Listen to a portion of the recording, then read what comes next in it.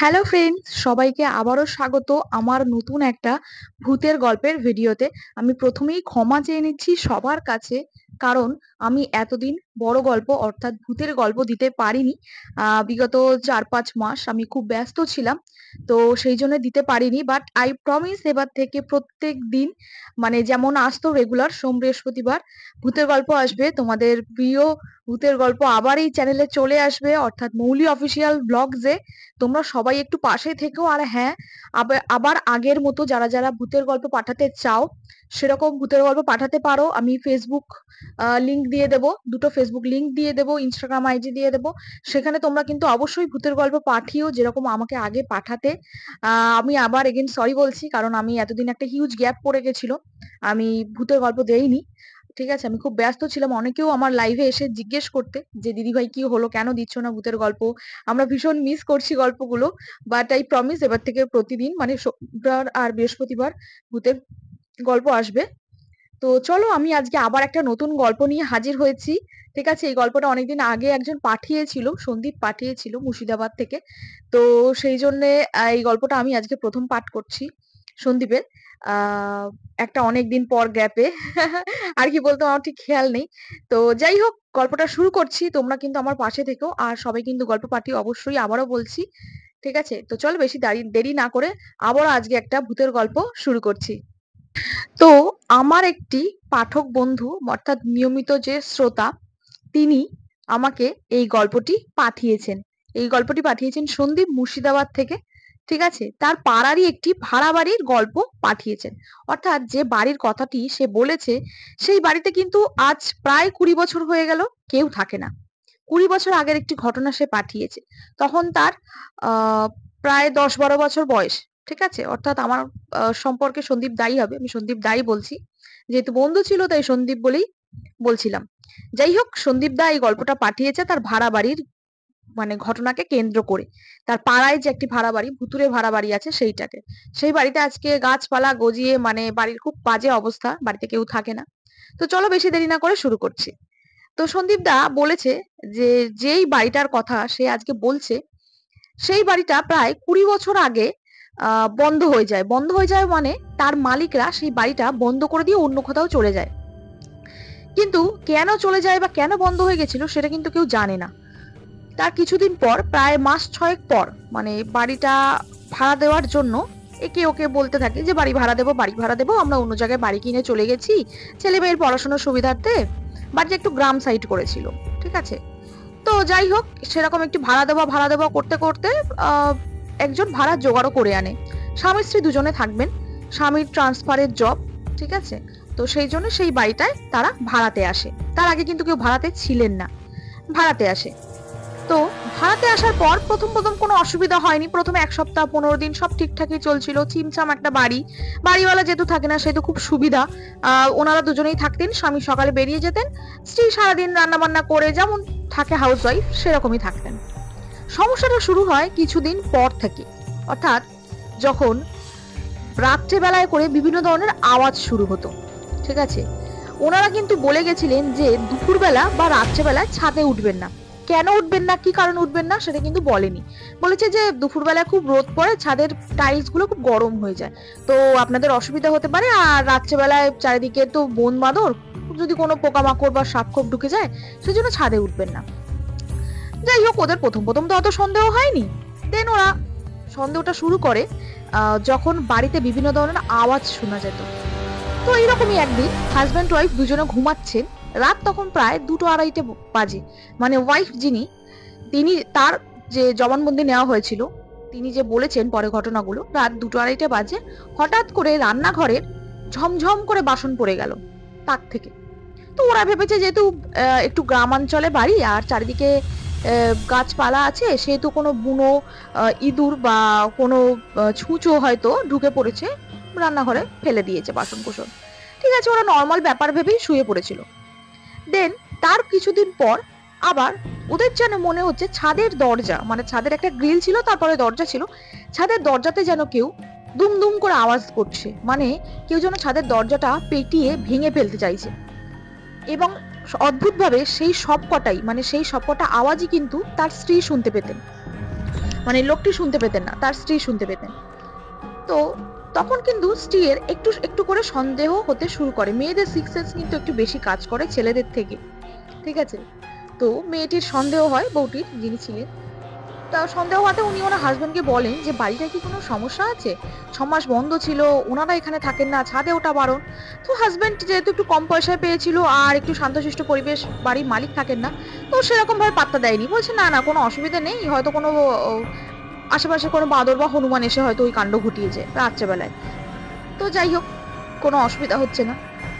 কিছুদিন পর থেকে এই জিনিসটা আরো বাড়াবাড়ি হতে শুরু করে। অর্থাৎ কিছুদিন পর তারা যখন ঘুমাতেন রাত্রেবেলা, রাত 2-2:30-টের পর থেকে 3টের সময় করে বউটি অদ্ভুত অদ্ভুত স্বপ্ন দেখতে শুরু করে।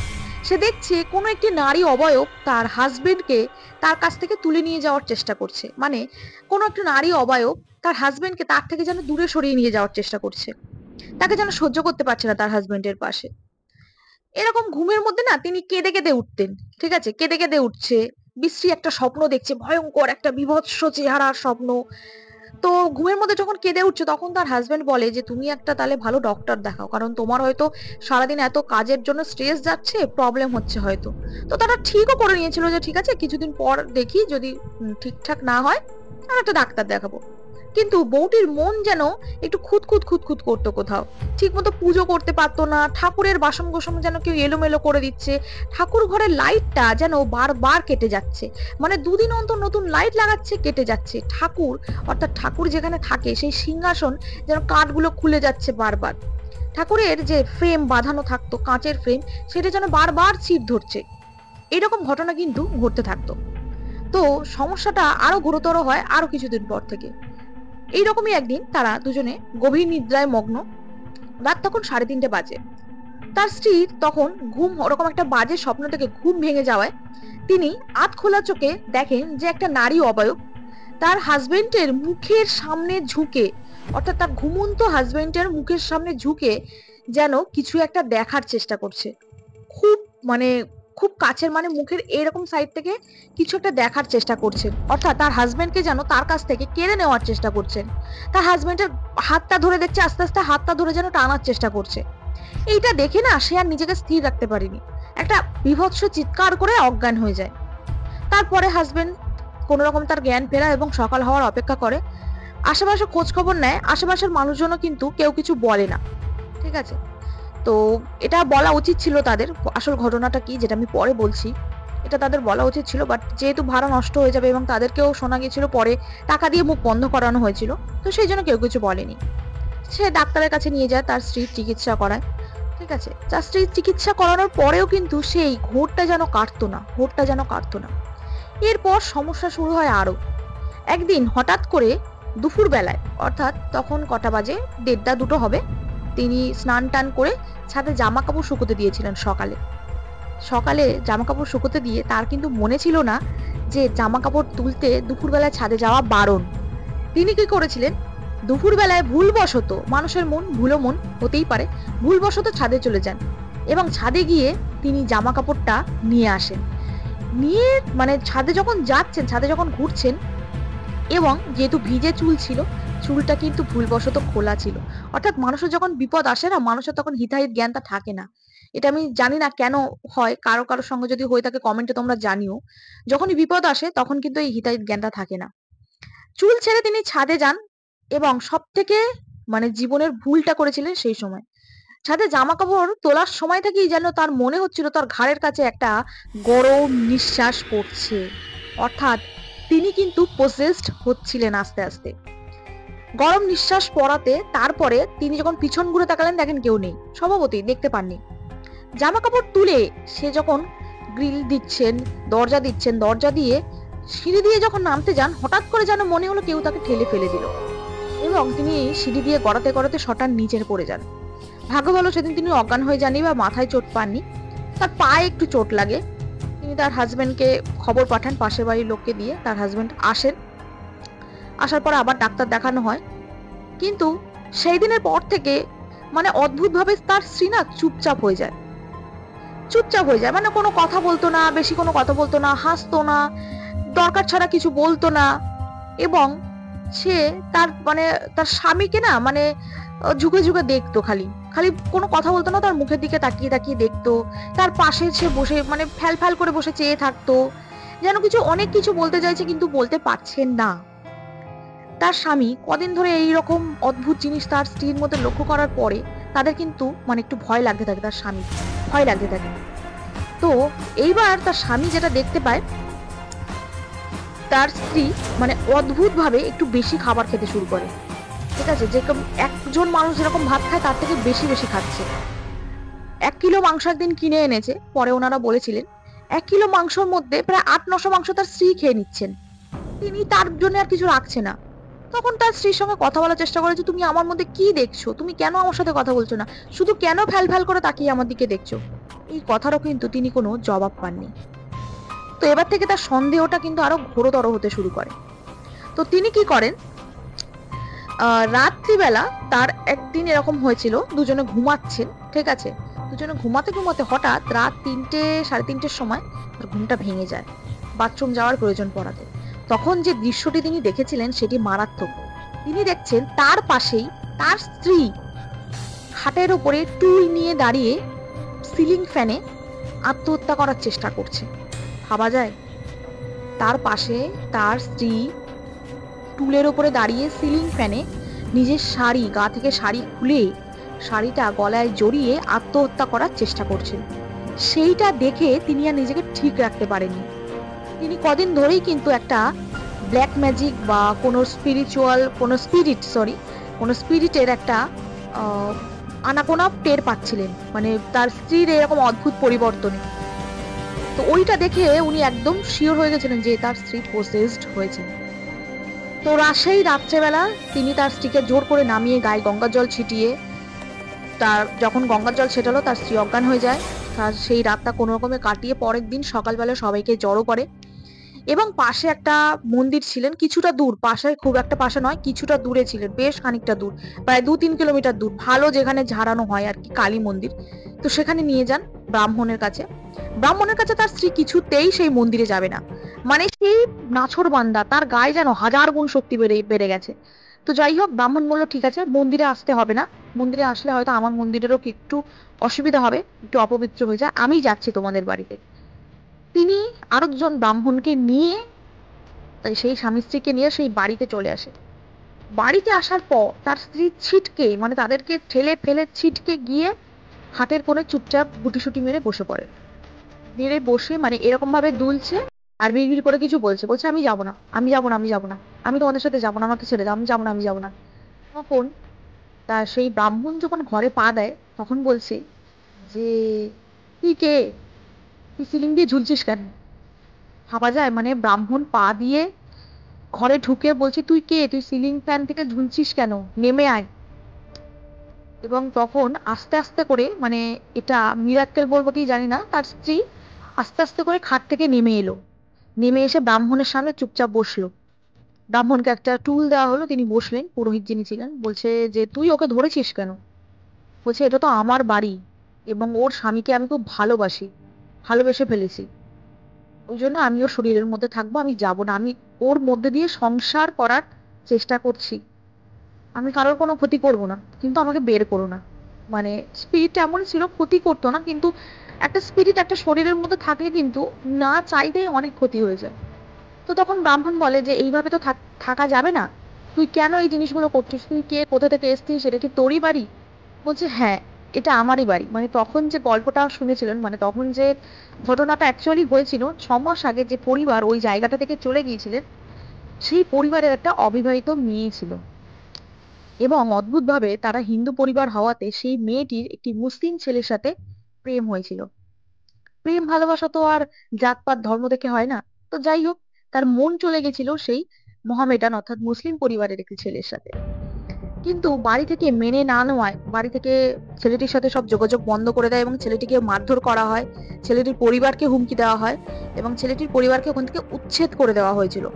এবং মেয়েটিকে বলা হয়েছিল আগামী 1 সপ্তাহের মধ্যে তোমাকে অন্য জায়গায় বিয়ে দিয়ে দেবো, তোমার মামার বাড়ির কাছে কোথাও নিয়ে গিয়ে, যেহেতু এখান থেকে লোক জানাজানি হবে তাই।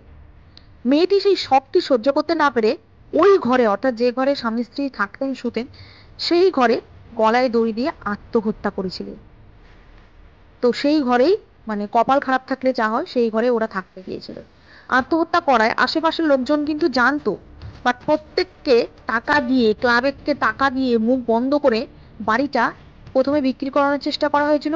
যেহেতু বিক্রি হয়নি, তারপরে ভাড়া দেওয়ার চেষ্টা করা হয়। তো যাই হোক, এরা ভাড়া পেয়েও গেছিল, এরকম দূর থেকে দুজন স্বামী স্ত্রী যারা কাজের সূত্রে ওখানে গিয়েছিল। তো ব্রাহ্মণ বলেছিল যে দেখ, আমি তো তোকে মুক্তি করিয়ে দিতে পারি, কিন্তু তুই কি এই বাড়ি ছেড়ে যাবি? তো তখন বলছে যে না, আমি আমার বাড়ি ছেড়ে কোথাও যাব না। ও, ঠিক আছে, আমি এর দেহ ছেড়ে বেরিয়ে আসবো, কিন্তু আমাকে আমার বাড়িতে থাকতে দিতে হবে। আমি বাড়ি ছেড়ে যদি চলে যাই, আমি কিন্তু ওকে আবার ধরবো। তখন ব্রাহ্মণ ওদেরকে বললো যে দেখো, তোমরা তো কাজের জন্য এখানে এসছো, বেশি ঝামেলা করে লাভ নেই। তোমরা এখান থেকে অন্য কোথাও ভাড়াতে চলে যাও, এবং দেহ বন্ধ করা কবচ আমি দিয়ে দিচ্ছি, দুজনেই পড়ে থাকবে। আরো কিছু জিনিস আমি দেবো, দুজনের কাছেই রাখবে। বাড়িটা কালকের মধ্যে তোমরা খালি করে দাও। আমি বাড়ি বন্ধন কালকের করে, মানে অল্প করে করে দিয়ে যাচ্ছি, যেন 1 সপ্তাহের মধ্যে তোমরা বাড়িটা চেষ্টা করো কালকের মধ্যে ছেড়ে চলে যাওয়ার। কারণ ও কিন্তু এই বাড়ি ছেড়ে কোথাও যাবে না, যেহেতু ওই বাড়িতেই মরেছিল, ভালোবাসার জন্য মরেছিল। তো তারপরে ওনারা যথারীতি সেই ব্রাহ্মণ দেহবন্ধ করা কবচ দিয়ে দিয়েছিলেন, এবং অনেক কিছু করা হয়েছিল, ঝাড়ানো হয়েছিল। তো ওরা কালকের মধ্যে আর পারেনি, পরশুদিন অর্থাৎ 2-3 দিনের মধ্যে সেই বাড়িটা চেঞ্জ করে বেশ খানিকটা দূর অন্য বাড়িতে চলে যান, এবং সেখানেও সেই ব্রাহ্মণকে ডেকে বাড়িতে একটা লক্ষ্মীনারায়ণ পুজো করা হয়, বাড়িটা শুদ্ধ করে সেখানে কিন্তু তারা থাকতে শুরু করে। তারপরে আর কোনো সমস্যা কিন্তু তাদের হয়নি। তো ভাবতে পারছো মানে বাড়ি ভাড়া নেওয়াটাও কতটা দুষ্কর। এরকম একটা ভাড়া বাড়ির প্রবলেম আমাদের সাথেও হয়েছিল, খুব খুব খুব বাজে প্রবলেম। আমি নিজে ফেস করেছিলাম, আমার আগের একটা এপিসোডে বলা আছে, তোমরা কিন্তু অবশ্যই দেখে নিও। তো দর্শকবৃন্দ, আজকের গল্পটা কেমন লাগলো, আজকের ঘটনাটা কেমন লাগলো জানিও। আর যারা যারা ঘটনা পাঠাতে চাও তারা কিন্তু অবশ্যই পাঠিও ঘটনা আমাকে। মৌলি অফিসিয়াল ব্লগস যে ইউটিউব চ্যানেল, সবাই কিন্তু সাবস্ক্রাইব করে দিও। আর তোমরা যেখানে ঘটনা পাঠাবে, মিষ্টি মৌলি আমার ফেসবুক আইডি হচ্ছে মিষ্টি মৌলি, আর ফেসবুক পেজ হচ্ছে lens with Mouli, the lens with Mouli, the lens with Mouli. আর ইনস্টাগ্রাম আইডি হচ্ছে lens underscore with underscore Mouli. ঠিক আছে? তো যেখানে ইচ্ছা তোমরা ঘটনা পাঠাতে পারো। আমি প্রতিদিন রাত 11টায় লাইভে আসি, ইউটিউব লাইভ, মৌলি অফিসিয়াল ব্লগস এই চ্যানেলে। তোমরা কিন্তু সেখানে এসেও নিজেদের ইচ্ছা প্রকাশ করতে পারো ঘটনা পাঠানোর। আমার ওখানে পিন মেসেজে আমার আইডি গুলো দেওয়া থাকবে, সেখান থেকেও কিন্তু তোমরা ঘটনা পাঠাতে পারো। তো অবশ্যই জানিও কমেন্ট করে, অবশ্যই শেয়ার করো ঘটনাটা। ঠিক আছে? তো চলো আজকের মতো টাটা বাই বাই, সবাই ভালো থেকো, দেখা হবে আবার একটা নেক্সট পর্বে ঘটনা শোনানোর জন্য। ঠিক আছে? তো চলো টাটা বাই বাই, সবাই ভালো থেকো।